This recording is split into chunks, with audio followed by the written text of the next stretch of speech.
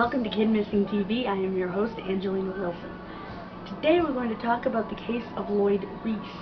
He and his friend, David Jaramillo, vanished from Salt Lake City, Utah on June 3rd, 1985. They were last seen in David's Datsun B210. Now, I don't have a color of the car. They were going to the reservoir to hang out with some friends, maybe go boating. For some reason this never happened. I'm wondering if there was an accident of some kind. Both boys were said to be very good boys. Lloyd was described as being very helpful to his neighbors and just being a good kid.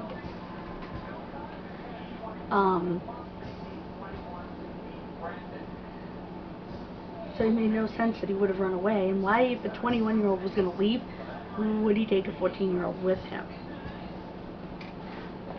Again, they were in Salt Lake City.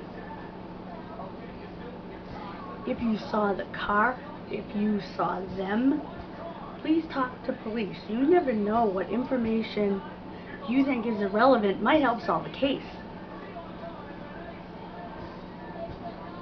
I wonder if they were in an accident, went over a big embankment or into some water somewhere. You always have to wonder that when the car is missing with the victims.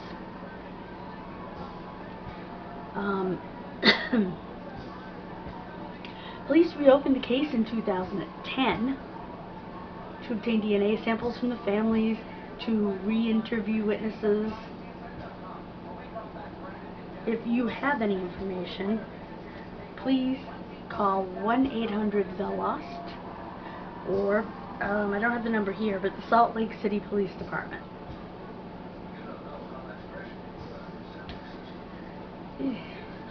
It's been way too long that these boys have been missing from their families. I suspect, like I said, that maybe they got into an accident and the vehicle just wasn't found. You always, like I said, have to consider that when the vehicle isn't located.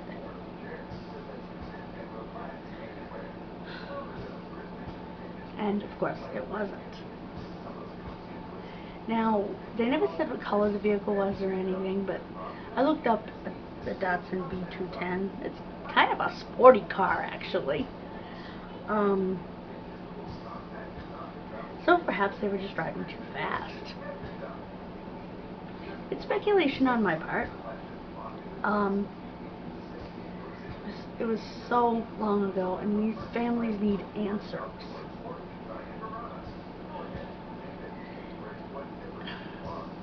Next time, we will be talking about the case of a John Doe. Newburyport John Doe, Newburyport, Massachusetts. He was between the ages of 11 and 17, so on November 28, 1992. I've actually been to Newburyport. I have family there. So that caught my attention. And I wanted to mention on the case that we were talking about today, Salt Lake City and that whole area of Utah has a lot of mountains, canyons. It's rough terrain.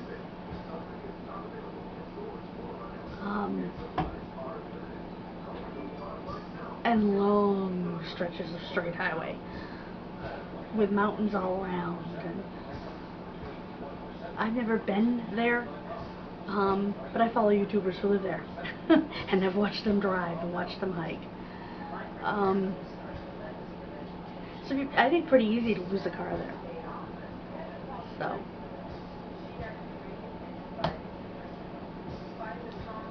thank you for joining me today and listening to this case. Again, I try to do as much research as I possibly can on a case and bring you as factual information as possible. If something is wrong, tell me. I'm human. I make mistakes. Sources make mistakes. Also, some very exciting news I am super excited to tell you. The boy in the blue trunk has been identified. We did it.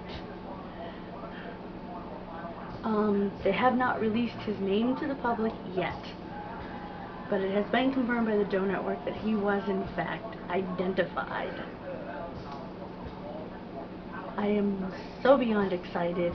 As soon as I hear his name and more information about the identification, I will bring it to you. Thank you for your help in giving this little boy his name back.